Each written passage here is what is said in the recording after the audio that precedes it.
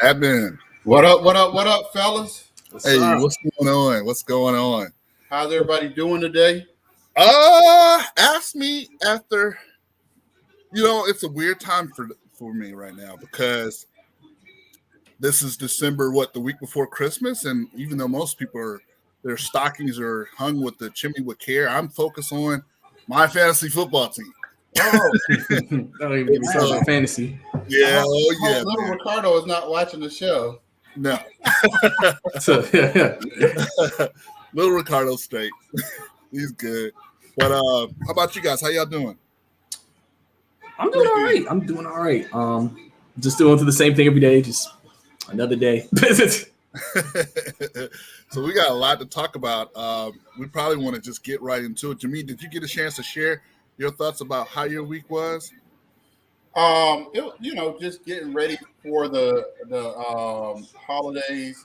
Mm-hmm. When you got teenagers and an adult or two child, so yeah, that's it. That means you ain't got all your shopping done yet. No, I think so. Okay. I think so. You guys cooking? But yeah, this weekend was quite eventful. As an Atlanta fan, as a sports fan. Mm-hmm. So, like you said, let's talk about some of the stuff that kind of occurred this weekend and how it affects us as Atlantans or Atlanta-based sports commentators. So, let's start off in the NFL, right? Let's go around the NFL a little bit before we get to our beloved Falcons. Now we're to the point in the season where every game has some impact on the playoffs. The Chiefs and Chargers game on last Thursday was a big preview of what could be a playoff matchup, or maybe even the AFC Championship. Well played game. It seems like the Chiefs are back on track, and where we wrote them off earlier. And I always say, if I had a choice, I would rather be cold and be hot going into the playoffs. Mm-hmm. Paul, we're going to talk about that. Give us a second. The Patriots lost to the Colts. It was a big win for the Colts. They didn't pass at all. They just basically ran the ball down the Patriots' throat, almost like Bill did. I didn't realize Paul is my age, and he says it's Shannon Ball. It was a big game between the Titans and the Steelers, and every time you try to write those Steelers off, they came through with a big win. The defense forced 4 turnovers. The Steelers' offense is not playoff worthy, but the defense really carried them to that win. Mm-hmm. The Bills kind of bounced back and beat the snot out of the Panthers, and that's important for us because we still had to play the Bills, and they are actively playing for something. Mm-hmm. The Jaguars didn't win after they canned Urban Meyer. The Cowboys beat the Giants 21-6. Jake Fromm, a UGA guy, got in at the end. And he actually looked better than Sean Glennon did. Yeah. But still something wrong with the Cowboys offense, because that 21 points was a result of, was it 5 field goals, some ridiculous amount, multiple turnovers in Giants territory by the Giants. So, and then the biggest upset of the weekend was the Cardinals beating the Lions. Losing to the Lions, and it wasn't even close as the score. The final score was 30-12. The Lions dominated them all over the field.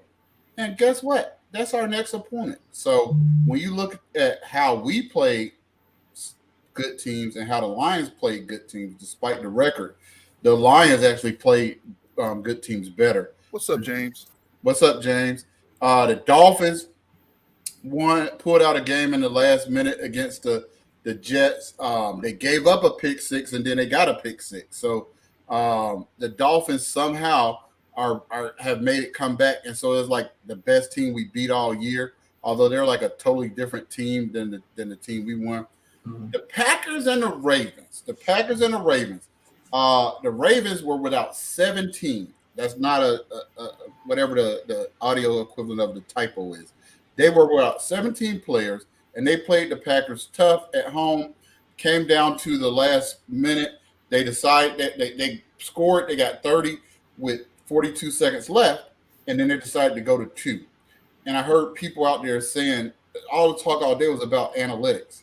That was actually not the analytic thing to do. I think because the analytics was What's up, Hunter? what up, Hunter? A lot of analytics was the buzzword of the week because they were saying the reason that San Diego kept going for it on 4th down was analytics. The reason that Kansas City kept going for it was analytics. And my take is the reason that Kansas City kept going on for it on 4th down was because of Justin Herbert. And the reason that San Diego kept going for it on 4th down was Pat Mahomes. The same thing here. We saw Aaron Rodgers score in this same situation against San Francisco this year. So I don't blame him for it. I don't think that was analytics. The surprise result of the day was the Saints against the Buccaneers. They looked very Falcon-like without any weapons. They had several injuries. You got AB out. You got Mike Evans. Mike Evans went out, and then Godwin got hit across the middle. Turns out it was an ACL. Chris Collinsworth got emotional in the broadcast because that's now a legal hit. And he was saying when he talks to receivers, they'd rather take a high hit than a hit that's going to mess with their speed. And, Hunter, we're going there. In a comment saying when we talking about the thing, because that's what we're going to really get to next. That's what we're getting to next. So, that was the controversial part. But Brady didn't look good. But what's lost in that is Tampa's defense looked great. They only gave up 9 points. And again, we still had to play the Saints again. And the Saints defense has played well all year, has carried this team. So that's going to be a daunting task. So to Hunter's point, our result wasn't good, right? We lost 31 to 13 in another game that was not as close as the score said. So I think even though we have a 2% chance at the playoffs, a 2% chance, and that's if we win out, right? That's if we win out. We still have a 2% chance. Don't really want to talk too much about the game other than to say, good evening. Whenever we play good teams, all of our warts show up at once. Like everything we can't do well shows up. So first, tell me your thoughts on the game real quick, but then the bigger conversation is the season and then going into the off season. We've obviously entered into mock draft season. Ricardo, what you got? Yeah, I wanted to share a few things. Let me go back to the Saints game. I watched that game. Hard as it was, I hate both of those teams. But I have a healthy respect for that Saints defense. It has changed my viewpoint on what I think we should go after in the draft. I think we need guys that play in the dirt, guys that play in the dirt, guys that play in the dirt, plural. They were able to control the narrative last night. It might have been ugly to fans, and it definitely was ugly to Tampa Bay fans. But for Saints fans or whoever's this, gosh, I'm going to throw up in my mouth even giving them any props. But I respect the fact that they were able to control the narrative. You got to remember, that quarterback is trash. They don't have receivers. I mean, you kind of know what it is with Kamara, but, man, you can literally just game plan for Kamara. And Ingram ain't even what it used to be. But, man, that D-line, hey, what's going on, James Bill? How you doing, brother? That D-line just changed everything. It got – when it's bad when Tom Brady gets out of himself? Yeah. Talk about that a little bit because it's funny. If that had been Lamar Jackson, would that have been embraced as – that'd be on news today. Fired up or what have you. Yeah, he was out of himself several times. And the Saints defense, to your point, did put the clamps on Brady. And not just that, The Saints defense is built. So we kind of, just as a post-traumatic stress Falcons fan, we were told that either you could be fast or you could be big.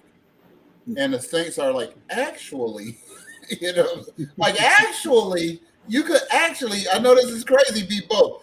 I love the way their secondary runs around and they can switch between zone and man. And yeah, I just thought they did a great job. What about us? Oh, here. What about us? I agree with Gary. Yeah. Made my weekend. I didn't want to talk about it, but since we're going to talk about us, I think you know what, Brycey, did you have anything you wanted to add before we get to? I've kind of already said on Twitter before that for the most part with the Falcons. I've said we've proven this year we're better than the bad teams because we beat all the bad teams. We're just not a good team and can't beat any good teams. And so you kind of have an idea of where we are right now. And that's why I always say the fact that we have 6 wins right now. Some people didn't even think we would have this at this point. We still technically, Lions is obviously a very winnable game, so that could be 7.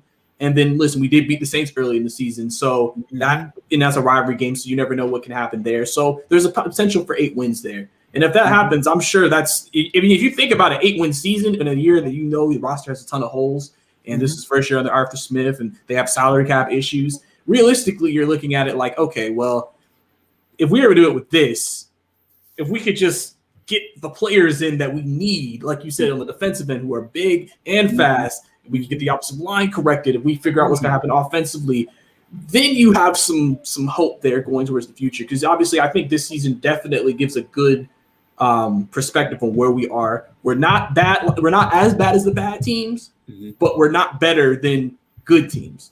So, I think that's a place that you can look at and say, okay, well, I guess what's the next step from there? My brother Jeremiah, hurting my heart, reminded me of something that I think I brought up. Yes, we could have had Micah Parsons. Please don't bring that up, brother. We agree. We could have had it. We could have had him. I gotta let that go. To me. So then the real conversation is about us going forward, right? Yeah. And James Priest said he feels like even with the season, he's okay. Arthur Smith is the real deal. I think people get focused on 1 or 2 plays or 1 or 2 series. Yeah. We haven't been 1 or 2 series from winning a game that we lost. Yeah. So everybody, remember when you first started your job, he's going to get better. But yeah, I agree with that.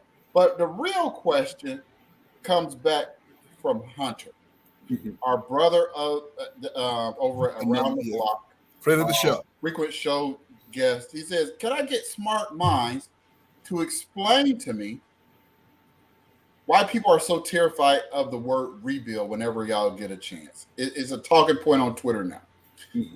Hunter, thank you for having your fingers on a pulse with Twitter. Here's what I'm going to say, and I want to hear what you guys are going to say, but I just have to, I really feel like I have to put this together, right? One, people are under the false pretense that we're this offseason from getting cap room. We're not. Even though the cap is going up, we have so much dead cap that we are going to be probably $5 million more than we had this year available. And so I think that to Hunter's point, that it really comes down to in this off season, because we don't have enough money to make substantial changes without substantial changes. So in other words, all this stuff that you guys said that we need, that costs money. You can't draft all those guys. Even if we did one of those all defensive drafts, which I'm all for, by the way. But the problem is, what do we look like against good teams? We don't have anybody who can stretch the field. We don't have any dynamic running backs. And so, we are to say our needs are just defensive. We got several needs. But if you look at our cap, we are going to have to make some hard decisions. And those are the decisions that before Arthur Blank has not allowed the GM to make. And I'm just going to spell it out. If we're riding with Pease he doesn't need Grady Jarrett. And as you can see, that's why Brady's stats have gone down. That's why his impact is low. Because what he really needs is those guys to be big and kind of clog up, take up two gaps more than being a penetrating knifing guy, which is what Grady does. So that's part of it. Debo looked terrible yesterday. And people say, oh, we just got to trade Debo. Let's trade Debo. Because the other GMs don't have access to any tape. So they're going to be like, sure, give us Debo for $11 million so you don't have to pay $20 million. No problem. And then, so you got Debo, Grady, and another decision is, if we're going to continue with Matt Ryan, and let me preface this by saying, Matt Ryan is not the problem, but Matt Ryan is not the solution. Can I hold on? Okay. And so I'm getting ready to turn it over to you. Okay. Preface it with my manifesto so that we have framework around the quick discussion that we're going to have, because a lot of times we say this stuff like, well, we're going to extend Matt Ryan, and then we're stuck with him to 2024 or 2025. You think that guy, and I love him, my favorite player in the franchise, you think that guy can play to 2024? Because we sound like Pittsburgh Steelers fans. We sound like San Diego Chargers fans at the end of the Phillip Rivers run. And when you a failure to plan is a plan to fail. So that's all I'm going to say. And I'm going to turn it over to you guys. Brycey, talk about our future from your perspective. Yeah, I mean, those are all decisions that we have to make this offseason. Don't forget, we also have a big decision to make on Jake Matthews. I think he's due a lot of money. They got to make a decision on that. I think, where we are right now as a team, I think it's one of those things where, they're going to have to obviously build through the draft still. I mean, listen, we still had a lot of young players play for us this year. They're going to have more next year. I think you also, when you're trying to transition the roster, you do want, I like to call them placeholder players in place.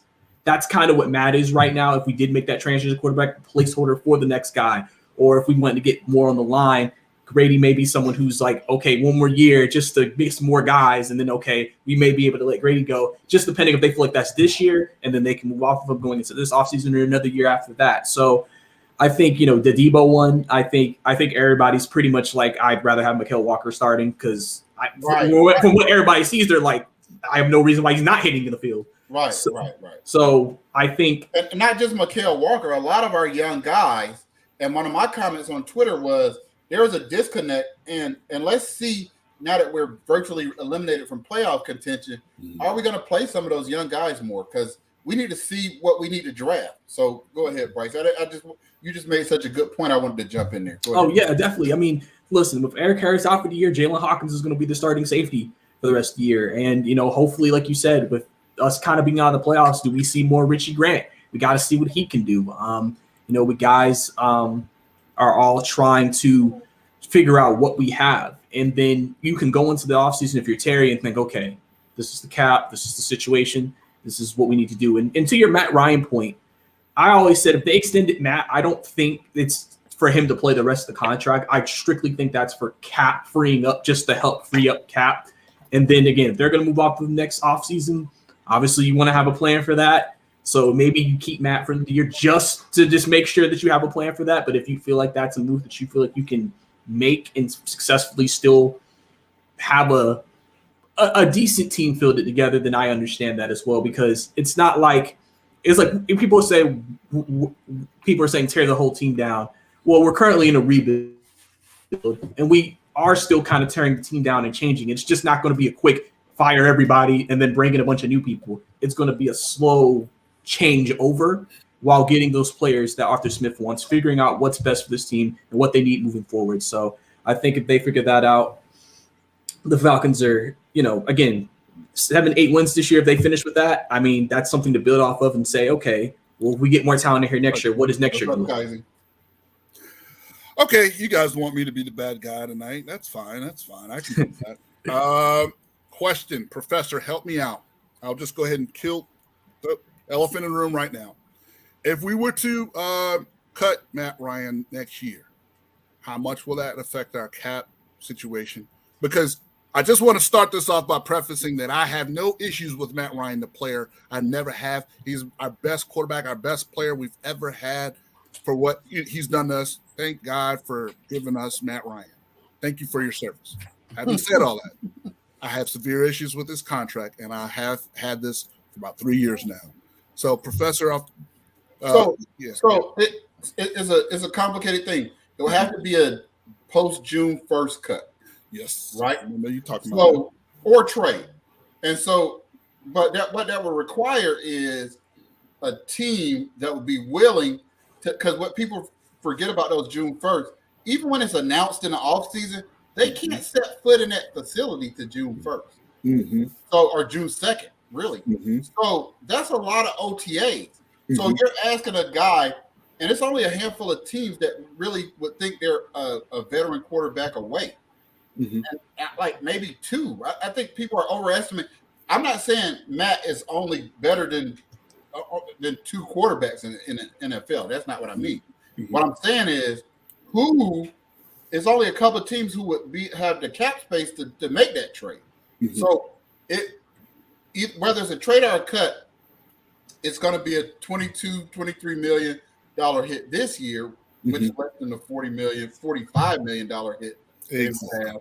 And then it'll be a hit the next year, which would again be less than a $40 million hit. So it's almost like Julio, you're gonna have to take your medicine 2 years in a row, but in that next year, the medicine is less than the contract. Mm-hmm. Than the contract hit.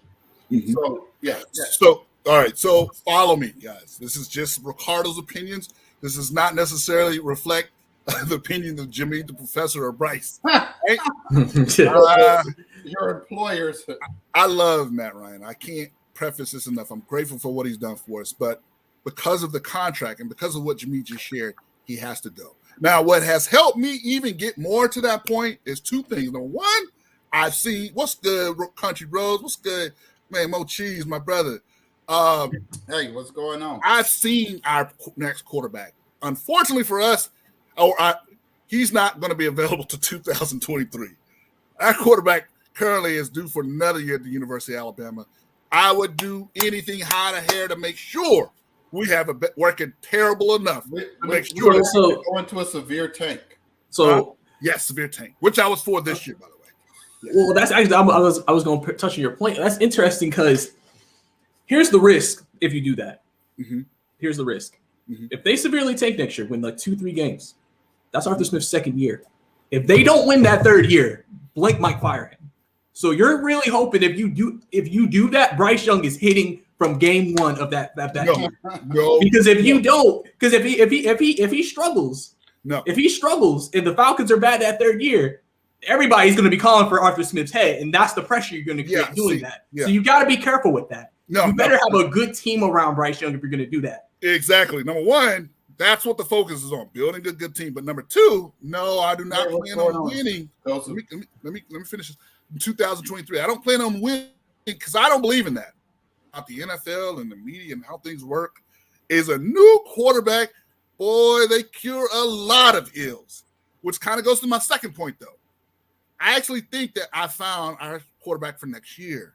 I was watching that Ravens game, and I said, boy, Lamar Jackson's pretty good, but that other guy looks pretty good too.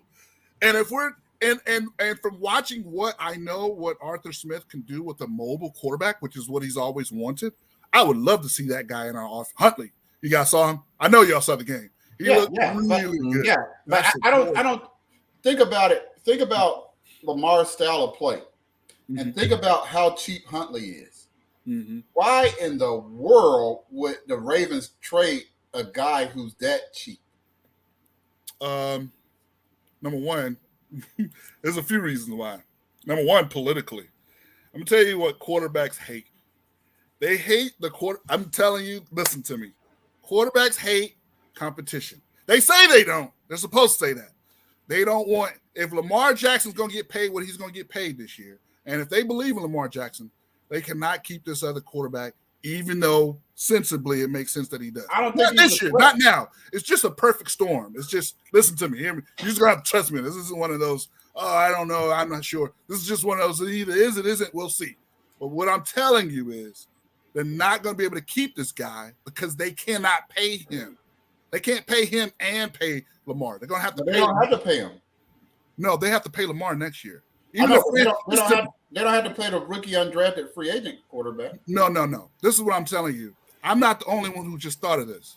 There are other people who saw that tape and says, "Oh no doubt that he made himself impressive as an option." But what I'm saying is, why would a team get rid of a guy like that with Lamar's? I mean, there's no doubt that we and a bunch of other NFL teams would like him. Okay. Let me explain this about undrafted guys. You have to pay him next year because the contract is not for 2 years. It's just this year. And even if it was, I'm sure there's an opt-out or something clause like that. He's going to get paid because he knows his time is limited. He's got an agent just like everybody else. He's got he's probably already have people in his ear saying, "Hey man, we're looking at you. Hey man, we'll see, it ain't gonna be the Falcons ain't gonna be the only one in the show. Trust me on that. If we can get him, because honestly, I bet you if I'm Miami or if I'm Houston or if I'm Cleveland, I'm probably doing some illegal tap conversations with his agent too. I'm telling you, he will not be there next year. I'll be shocked. Okay, let's mark this show. We'll mark this show. Yeah, well, that's that. Yeah, that's part number one. But it wouldn't. That ain't even my point. Point number two is I've seen the best college quarterback, and I saw Anthony Price's comment about Alabama quarterbacks. We got to stop doing that whole guys. Listen, we got to stop doing that. Yeah, we got to stop doing that because I used to do that. Oh, Alabama don't have running watch backs. out the USC running backs. Alabama don't have running backs. I'm like, guys, you got to understand these kids. Hey man, yeah. Remember Illinois? That guy who came behind Red Grange back in 1942. Man, you can't. Come on, guys. Yeah, Bryce is the real deal. Yeah. Hold on, Hunter disagrees, but I like when he disagrees with me. He's a smart kid. He says, I disagree with that, Ricardo. Teams will force quarterbacks to suck it up with the value of how good backup quarterbacks are becoming. Huntley being dirt cheap and being a great scheme fit means they'll keep him. We'll see. We'll see. Thank you, Hunter.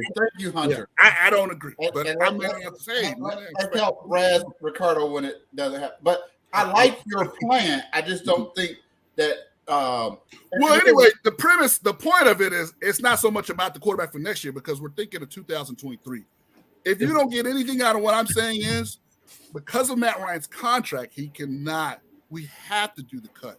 We have to cut him. Well, and that's why they've been discussing the contract extension just to get the cap number down to then not be as big of a hit. Yeah. It's literally just for the cap. You know how you can get the most out of your bank for you? Because I've heard those conversations. I've seen the talks on Twitter and some pages and whatnot. You can get the most bang for your butt. Just go ahead and get rid of the contract totally now and just getting that. I'd rather do the June 1st. That's why I asked us. I'm telling you, restructuring that sounds good, but the truth is, I'm one of the ones who, and like I said, I'm a Matt Ryan fan. I don't think he could even be a functioning NFL quarterback in 2 years. It's not just because of him. We did him a terrible disservice. It's just because of that contract, we're handicapped in trying to get the things that what I think is going to make a successful franchise, which I said in the beginning of the year. I judge a team by their offensive and defensive line. Show me your team's offensive line, I'll tell you about your offense. Show me your defensive line, I'll tell you about your defense. And then I had my partners both shared that they didn't necessarily agree. It is what it is, but really? That's what your take was? Oh yeah. That's what it is. Oh, okay. Oh yeah. So but what I will say is, more to come on this Falcons thing. One of the things that I will caution us is, as fans, we want our team to rebuild, but we don't want them to get rid of our favorite guys. You can't do a rebuild.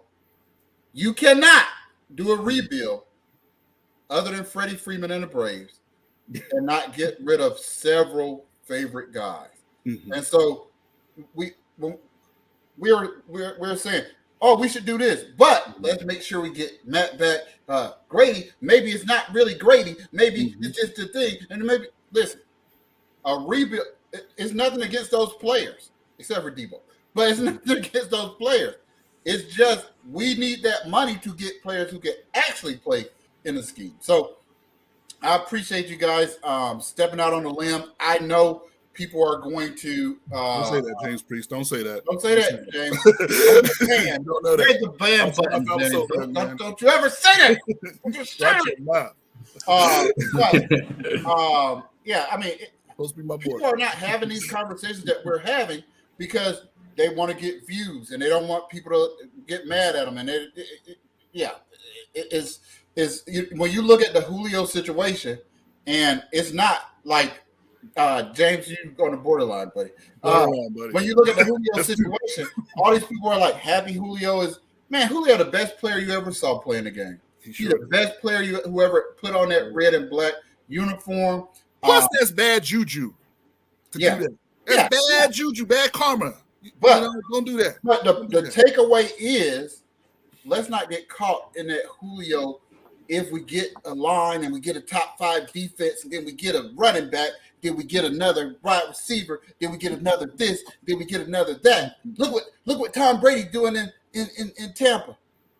Okay, if we do all that, then we're gonna find ourselves in the same situation that we were at the end with Julio, and that unfortunately the Titans are in with Julio. So you're gonna have to make some tough decisions. Yeah.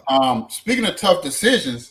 What in the world? Well, first of all, I wanted to bring up a couple of things before we talk about the Hawks, because I think that's a nuanced discussion. Yeah. Did you guys look at the Jake Paul fight? No, because I didn't. I saw the knockout though. Yeah, I mean, what's your thoughts about the Jake Paul fight? Man. Are people putting too much into it, or what's your thoughts, Ricardo? It's fake, man. Come on, man. Wait, you don't think that knockout was real? I've seen it from several angles. It's probably real, but that's not the point. I don't want to talk about that. Besides, I got something to share with our audience because they don't know something that I'm about to enlighten them about this Hawks conversation. It's about to get real spicy because let me tell y'all something. They don't know it yet. Well, they kind of know it, but they're not really paying attention to it.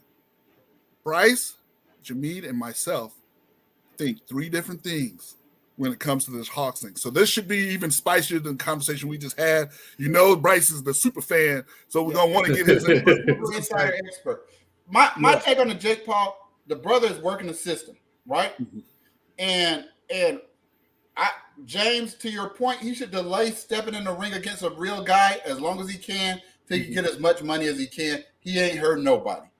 The Tiger Woods and Charlie Woods thing. I just want to touch on that because I wasn't planning to watch it. Next thing you know, I'm watching it because Charlie Woods is a monster. One of the things, there was a thought that Tiger Woods would get younger kids into, not younger African-American kids into golfing, and that didn't happen. It got old guys like me, Antonio Chico Simpson, and all that stuff into golfing. But if you really didn't see it, let me tell you, you know how you can, I'm a psychology major, or I was a psychology major. Mm-hmm. So I'm great at reading body language. Let me tell you, Charlie is for real. Charlie wasn't faking. You know how you'd be like, well, maybe this guy could be, this would be like if one of Michael Jordan's kids could actually play. So I'm all excited to see what Charlie can do, man. I'm like, when is Charlie eligible? So that was great to watch. Just a great thing. So we talked about the recruiting a little bit. Dion, they lost in the Celebration Bowl, but it was sold out, a reduced capacity, but it was sold out. And there was a lot of excitement down there. So shout out to the JSU fan.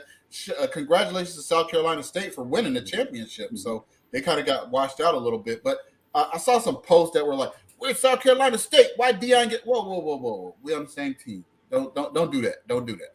So that brings us right to, speaking of teams, into our team that was the darling of the town, the darling of the NBA, and they're not playing well. And let me frame this discussion. Hold on. Just before we get into it, let's go ahead and answer most questions. I actually think That's a good question. Yeah, I don't think it's going to be LeBron Bond. Mark my words. It's going to be Bron's other son, the baby. Watch him. He's got more of the physical. Listen, that's a little big old 14-year-old child. I'm telling you. Watch the baby. You're going to see. He's for real. We're going to mark that word because my understanding was that he doesn't really like playing basketball. He's too good. It don't matter. He's going to be a tight end or something. Oh. Okay. I'm going to say Charlie Woods. That's a good question. Okay. So the frame was we thought the East was going to be better than it was. Mm-hmm. And some of the teams that we thought would be, there are some surprise teams like Chicago, right? Like Cleveland in the East. But the East looked like it was for the taking, so we could mess around and play around and, try to get our lineups right and get our rotations right. Then Kyrie, the announcement is that Kyrie is coming back. Mm. If Kyrie comes back, all that messing around and playing around, we got to get a little more serious. Mm-hmm. Tell us what's wrong, Brycey, if there's anything wrong besides missing key players to injury, and what is the fix? And then we'll talk about our opinions. But let's hear from the experts. Let's learn something before we go off with our half-cocked theories. Yes. So obviously, the Hawks are not playing good right now. It's been very disappointing to watch. Defensively, it's been a disaster. They're not stopping anybody, and that's been really bad. Obviously, everybody's mad because, again, Jalen Johnson and Cooper are not seeing any minutes. Nate's being stubborn with his veterans and not – and then somebody's like, I mean, you see him play. He's there. You see the point guard situation is still a wreck. You see certain guys aren't executing, and yet you're not willing to change something up. It's the regular season. This is the time to change something up. And it's a lot of frustration. And then obviously we've been discussing, Jameed's discussed getting a second guy. And, I've always said this about the Hawks. Offensively, they can score. They can score. But with the guys we have full strength, we can score 120 in a game if we need to. That's not the issue. Like remember, we talked about, I think last time I was on, Trae Young taking a lot of shots at the end of the fourth quarter. And Nate wants them to be more like what you saw in Game 7 against Philadelphia, where Gallinari and Kevin Huerter really closed that game out, where it's not just all on Trae. And I just think we're going to that second star argument. The key is this. A lot of guys we hear connected to us are Bradley Beal. I've heard some CJ McCollum. I've just heard scoring guards. I've heard scoring guards. The issue is not scoring the ball. It's defense. So if we make a trade for a second star, you have to get a elite two-way player. You cannot get one offense, that's it, because that's not helping the team. That's not really going to improve the team at all. And then the key also, and I always said this is like that chess game that Travis would have to play. You have a lot of talent, and they have a lot of pieces, and all of them play a certain role. Who are you willing to remove from that equation if you did make a trade like that? That you feel like, okay, we're getting a player who can maybe make up for what we're losing and still field a really good roster. Because that's the good thing about having a deep team is that we can maybe get rid of 2, maybe even 3 players, bring in a really good player, and still, for the most part, have a pretty good top 10, 9 guys that you feel confident about. And so that's the big question. But the thing is also, the next question is, who are the elite two-way players out there that realistically the Hawks can get that is available? There's really not anyone out there realistically in terms of an elite guy, not just a Jaylen Brown, an all-star level two-way player. Because I feel like, again, it depends on who you're giving up. If we give up a Cam or DeAndre, I don't see how that's really, you may say they're better than right now, but I don't see how that's really getting us over the top. You know what I'm saying? Where we got a guy if hypothetically in Magic Land we got Giannis or something, then yeah, that makes sense. It's we know what Giannis can do, both sides. But I just think Travis was mad when he did his interview last week. There's so many things that are just not connecting right now. There's a lot of frustration with Nick McMillan, and it's just one of those things where luckily it's the NBA. Mm-hmm. It's still. We're only 25 games in, 27 games in right now. We're still early. And listen, all it takes is the Hawks going on a 7-8 game winning streak. And now we're we're feeling much better about the team now, playing well, And that's the thing about the NBA is that your look can change. Remember, teams sometimes don't get to off the All-Star break. So even though, yes, what we're seeing right now is concerning, and yes, we want to make changes, we want to fire somebody, we want to it's the NBA. It's 82 games, and you have to just listen. All I know is I know Travis. The way he sounded on 92.9, he's saying if this doesn't improve, he will be looking to make something happen. Or he will get in Nate's ear because, like he said about the rookies, he didn't say it outright, but he basically said he won't mind seeing him play. Yeah, but I'm saying that's what he said. He said he don't mind, but really what he wants to say is like, yeah, I want them on the floor. And so if he has to go to Nate and say, Nate, you need to play them, then that's kind of where we're at right now with this team, where a mindset has to change. Because I also think there's some complacency in there too. Mindset has to change. Health also can play a factor. People are talking about why are we playing TLC all these minutes? Well, I mean, it's not like when DeAndre gets back, TLC will probably barely hit the floor. So it's just one of those things. But there's a lot of stuff that has to happen and change up with the Hawks right now. Either they find something, they find success, they start playing better. And one last thing I want to say is Nate McMillan made a comment after the Denver game about the defense. He said, before this, I didn't think it was effort, but now after tonight, I think that is something that actually might be the case defensively. We're just not putting effort, and that's something you definitely don't want to hear. They're just not trying defensively. Because sometimes teams that know they can score points just kind of like, well, we know we can just, score 120, might still just get a couple of stops and win the game. And then you realize, oh, snap, we're not getting those stops. And the other team's scoring 130. And now you're losing. Amen. Thank you for that, Bryce. Thank you. Ricardo? Well,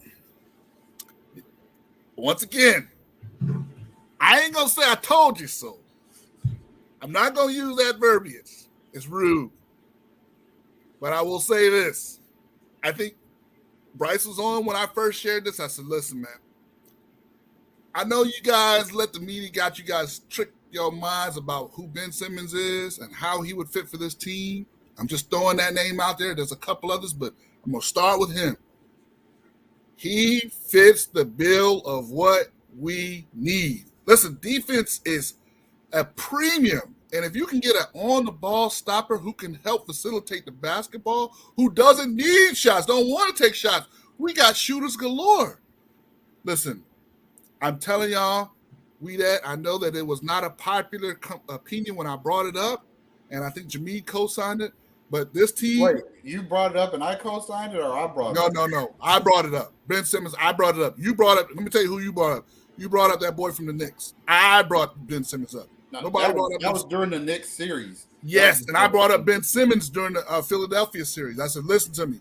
Go back and look at the tape. I said, I'm telling y'all now, don't let these people tell you who this guy is. He's just in a rut. This is a clutch client. We got 2 or 3 clutch clients on our staff right now, and I shared it specifically how we could be clutch East if we get this guy. I'm telling you, they love Trey, and I told you before that season started last year, I said, we're going to have to do something. This is actually before you was here, Brian.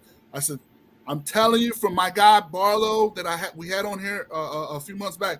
I said, he's been adamant that you better do something or the Hawks are going to lose Trae Young. And that's when he was telling me how they went to California and ran on the dunes and got the team camaraderie and all that. And it didn't work until you changed the coach. And then it worked. You know what I'm saying? I'm telling y'all now, Ben Simmons, that's the answer.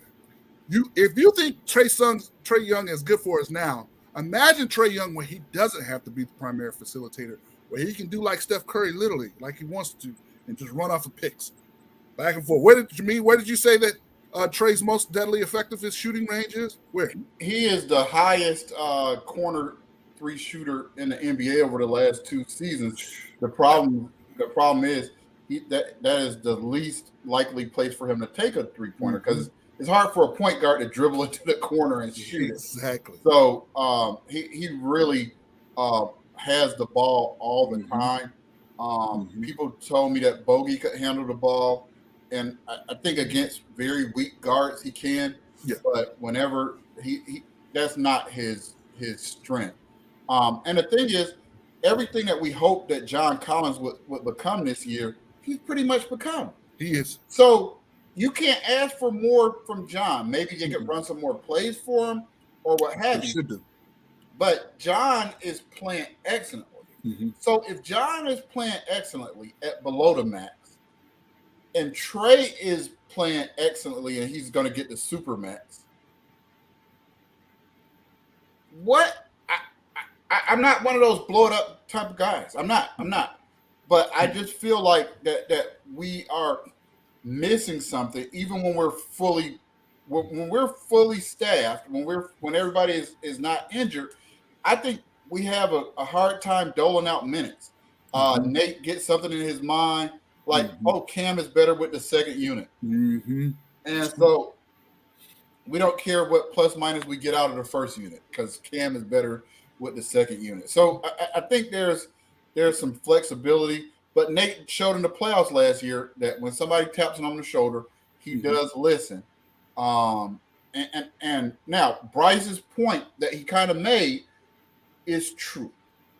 This idea that there's a whole bunch of guys out there that are better or available than the guys that we have, that's just not true. That's true. There's not a lot of guys out there that are available, one, or who could actually even get into our rotation.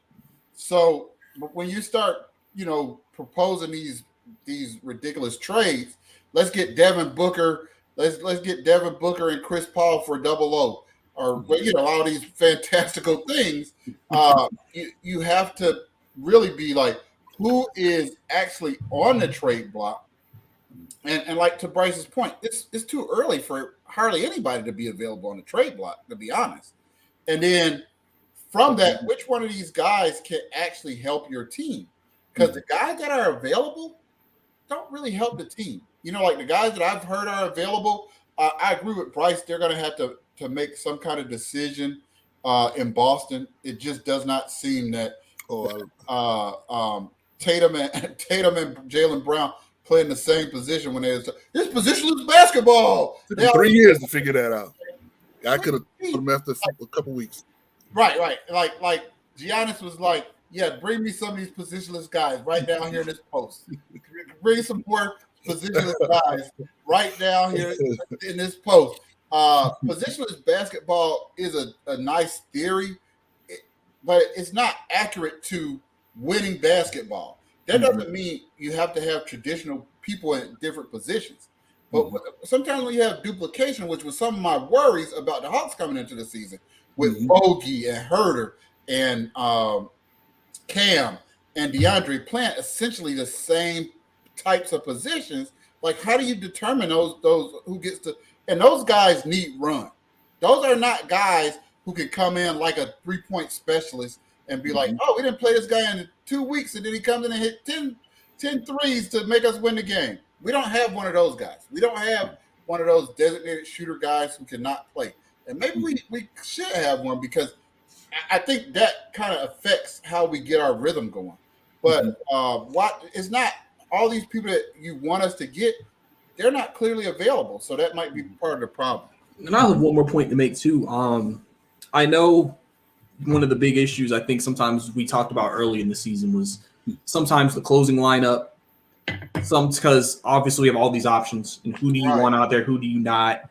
And then the second unit, obviously, with the issues we're having there. I've always said, to me, if I'm the Hawks, if when everybody's healthy, if this was me, I would have Kevin still staying at the 2, because I think he plays better off Trey to me than Bogey.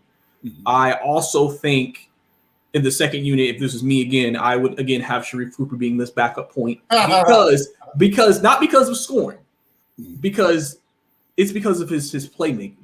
Yeah. And what's one thing that Trey Young does for a lot of guys is help them be better because of his playmaking. Right. And if you think about that second, you move Bogdanovich there. He's pretty much a shooter. You got Cooper who can give it to him. Then you got Cam who's a slasher who can move. He can get it to him. Then you got Gallinari who can also spot up, or if we need to give him a post up, he can get his own shot from time to time. And then the convo is the guy, boom, pick and roll. Because he showed, he's a good pick and roll player, and he played well, in the limited minutes he played against Denver. In 8 minutes, he had 8 points. I mean, you're coming back after not playing for a long time. You think, okay. So to me, that would help maximize the potential of the lineups and give more balance to the lineups to me. And I think that's big. And then one more to your Ben Simmons reference. All I would say is if we made a trade for Ben Simmons, this is something I actually thought about in the car going home. Mm-hmm. For it to logistically make sense if we were putting Ben in the starting lineup, we would have to probably trade Clint Capella. And what we would do is we would move John to the 5, then Ben to the 4, because they're both 6'10", so it's not really going to make a difference. And then DeAndre, then you have Kevin, then you have Trey. Defensively, you have a very, very good defensive starting lineup who can also hide Trey, because that's usually what Golden State does with Curry or with guys like that. You hide them because you have so many great defenders. And then you also have, obviously, we're running because Ben can run, so that transition will be over the top. The only thing, obviously, again, with Clint, and this is the good thing about having depth, even though Okongwu's not the best free throw shooter, or if we want to put Gallo in late, listen, late game comes, listen, we can do offense, defense, or we can take Ben out. Listen, can't shoot free throws. Gallo come in if we need to. And listen, because at the end of the day, are we going to be mad if Ben Simmons is not on the floor in the fourth quarter on the offensive end, knowing he ain't going to do nothing for us? Not really. So that's where you can take advantage of the depth you have there. So that was just an idea that I thought of, just if that happened. So what's encouraging is you've been thinking about it, young man. You've thought about it. Now, it was just some of those guys that you mentioned would be a part of the cost to get a Ben Simmons. Yeah, that would be the hard part. I like Ricardo, and I don't say it because Ricardo says it so much, and I don't want to parrot the thing, but I think Ben Simmons would fix a lot of our ills, right? And to your point, I think people like that Gallo versatility and expiring contract. So he might be a part of the trade as well. It would be extremely difficult to play Ben and Capella at the same time. Yeah, that would be very, very hard. To make money even out too, you would probably have to trade Bogdanovich and Gallinari, since they're both getting paid like 70, 80 million anyway, to even out the deal with Ben too. So you'd have to give them up just from a money perspective. Yeah. I think they would probably get to choose between who they would want, and then we got to throw in a lot of draft picks, which I don't have a problem with. You can have all the draft picks. You have all our draft picks. I mean, because one team that can say that. Well, that's part of what our issue is. Like they were saying, Cam is available for a first round. For what? What first rounder? I didn't believe that. I don't believe that. I think they said that to put it out there. They've been saying that since the offseason that he's available for a draft pick. Yeah. I mean, we're not a draft pick away. We need more seasoning. And what, like Ricardo said, when you look at not just Giannis, but Drew Holiday and the other guy who looked like Skeletor.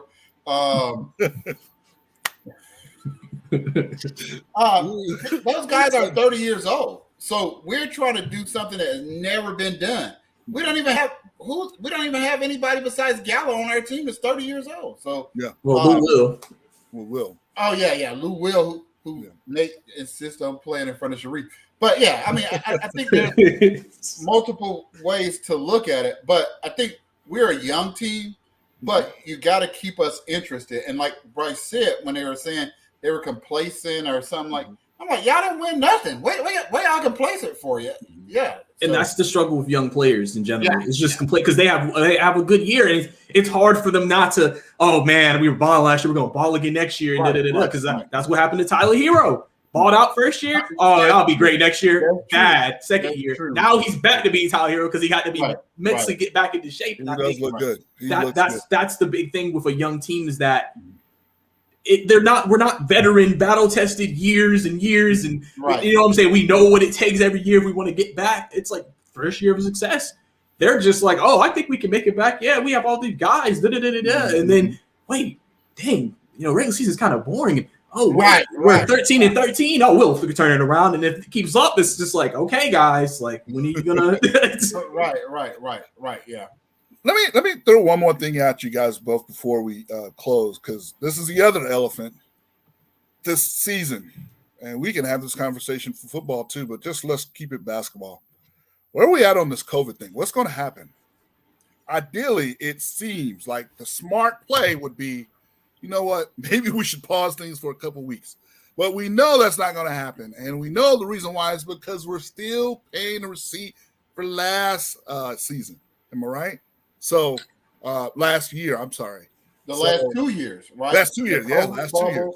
And then the no fans. So until the end of the season. So So what's going to happen, because they are committed. I realized from recent events with the new rules that they announced today, or that they're not going to tax you. I guess they had a conversation with the CBA and the NBA players, whatever association. Long story short, they're going to have it to where you are able to bring up G leaguers and not get penalized. So you used to have get taxed for that, for bringing up these two-way players. So they've actually brought up 3 for the Lakers already, I know. And I think you're actually required to bring up 3 G leaguers just in case. So what are y'all thoughts real quick on that? I mean, they're probably not going to stop the season, because obviously I think one thing also they're looking at is that they said one thing is that a lot of the players have very mild to no symptoms. Mm-hmm. Right, so it's one of those. That's my take on it, right or wrong. Yeah, and I think that is making them feel like it's not like they're deathly sick. So you're like, and then obviously if you're vaccinated, you can come back sooner. Mm-hmm. So I think they look at it like, okay, well, it's not like if somebody they're done for 2 weeks. So now you're losing players for 2 weeks like it was initially. So now if everybody gets it, well, you're losing half the league for 2 weeks. That would make a season have to be like paused. Mm-hmm. And that's why I don't know if it was the NFL or NBA, but I saw a report where they were even considering maybe even still letting players play with it if they have no symptoms. Yeah. Well, that's what the NFL is saying. It's the NFL. I didn't know which one it was. They're not saying it out loud like that, Bryce. What they're saying is, maybe we're just going to test you if you have symptoms. Which is silly. So what that means is that you're going to play, whether if you have it and you don't have symptoms, you're going to play. I think the Omarion, as Black Twitter calls it, the Omicron variant is more infectious but less serious. But I think the thing about it is, we talked about herd immunity a little bit, and what we didn't talk about in herd immunity was culling, right? So the other factor in this variant is a lot of the people that were going to die have died. And whenever we're talking about the impact, we're talking about, business shut down. It's 5 million kids without both parents. 5 million. Think about that number.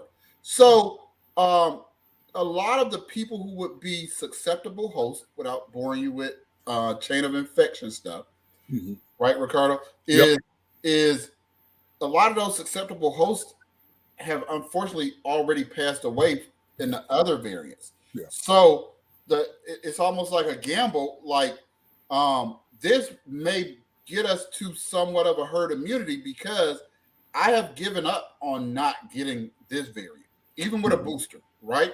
I just have figured that I'm going to limit my travel as much as I can, but I still got to do what I got to do. And, so I think a little bit of that is happening in the NFL and the NBA. And I think relying on them to pass up all that money to do the right thing is not a realistic thing. Yep. Well, man, that you both said a mouthful. Thank you guys so much for your time. Bryce, tell us where we can see you real quick. Where can we find you at, sir? Yes, sir. You can catch, you can go on my website, bricey2ksports.com, to see any articles that I have done on the Atlanta Hawks, on the Falcons. Haven't done one in a while, but it'll come out soon. Also, you can find my YouTube at Bryce Lewis, or my shows at the Atlanta Hawks fan show or Atlanta Falcons fan shows on YouTube if you want to catch those, where I bring in people from the industry to talk about the team. And if you want to follow me on any social media, it's Bricey_2K for all my social media. Awesome. Thank you so much. What about you, Ricardo? Where can I find you? Well, we're at WeDatSports.com, as you know, our YouTube channel. We're our We Dat Sports Atlanta Twitter, and We Dat Sports Atlanta, our Facebook page. So much thanks goes out to each and every one. So thank you for all the new subscribers. Oh, man. We appreciate you. Yeah, we're very appreciative of you guys. Shout out to Mo Cheese and Casey and our new friends over at our X channel. We're so grateful for the relationships we're building. Until next time, peace up. A-Town down.